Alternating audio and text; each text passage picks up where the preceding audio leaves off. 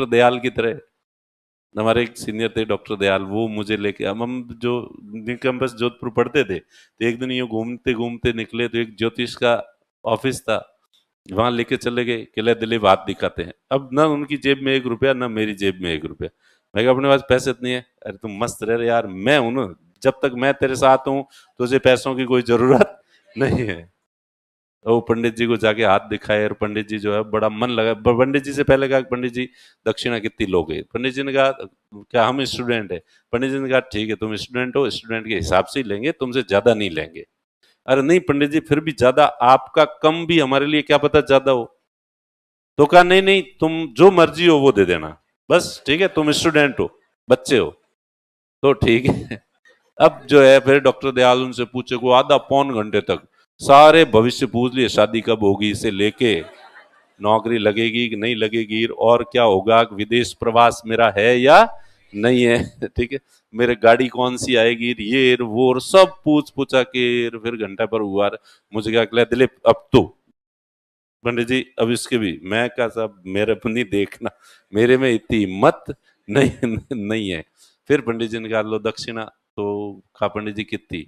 तो कहा कोई नहीं, बाकी वालों से 500 रुपये लेता हूँ, तुम 100 रुपये दे दो। पंडित जी बहुत ज्यादा है। तो चलो कोई नहीं, 51 रुपये दे दो, 51 रुपये से कम तो क्या ही दोगे। पंडित जी इतने भी नहीं है। तो पंडित जी एक बात बताओ, आपने मेरा 20 25 30 साल आगे का भविष्य बता दिया, जबकि आपको जस्ट आधे घंटे बाद का आपका भविष्य पता नहीं था।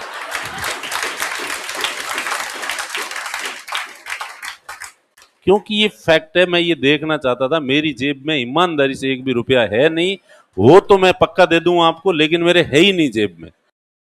और इसलिए मैं आया, इसलिए था कि आपको ये बात पता चलती है या नहीं चलती है कि चूंकि इस फुकरे के पास कुछ है नहीं, इसलिए आधे घंटे घंटे बाद मुझे कुछ भी देने वाला नहीं है। आपको ये पता नहीं चला, और आपने मेरी 30 साल आगे का भविष्य बता दिया।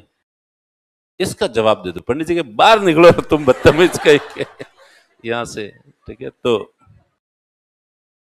चलो ठीक है, क्या डॉक्टर दयाल के खूब किस्से हैं, इतने किस्से हैं कि फिर कभी फिर नहीं नहीं नहीं नहीं, नहीं।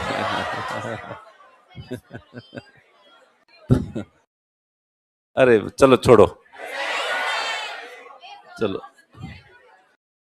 वो एक्चुअली हमारे न्यू कैंपस का बहुत बड़ा लंबा चौड़ा कैंपस है, थोड़ा यूं मतलब यूं पगडंडियां और ज्यादा है वहां पे, कि सीधी सड़क से जाओगे तो आपको घूम के बहुत जाना पड़ता है, पगडंडियां वगैरह से जो है लोग जाते रहते हैं। तो एक दिन डॉक्टर दयाल क्या हमारे पीएचडी कर रहे थे, 12 13 साल 15 साल से वहीं थे। उनके ना तो पीएचडी कंप्लीट, क्या तो कन्हैया कुमार कई साल तक जेएनयू में बैठा था, जो रोटियां तोड़ रहा था फोकट की, या हमारे डॉक्टर दयाल जो है वो वहां पे कई सालों से थे। समझ ही नहीं आ रहा था कि कहाँ जाए और कहाँ नहीं जाए, रंग दे बसंती के आमिर खान की तरह, ठीक है। तो फिर एक दिन ऑटो वाला मिल गया वहां पे, और ऑटो वाले ने कहा भाई साहब ये बाहर जाने वाला रास्ता नहीं मिल रहा है, किधर से जाऊं? तो कि तू कितनी देर से ढूंढ रहा है? कि मुझे 10 15 मिनट हो गया। तो कि निकमे, मुझे 10 15 साल हो गए, अभी तक यहाँ से बाहर निकलने का रास्ता नहीं मिला है, और तुझे सिर्फ जो है 10 15 मिनट में जाना है, भाग यहाँ से।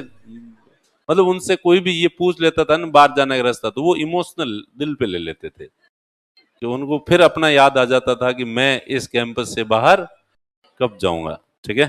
चलो ठीक है, खैर तो अब आ जाओ देखें। तो देवयानी खोबरागड़े, चलो खैर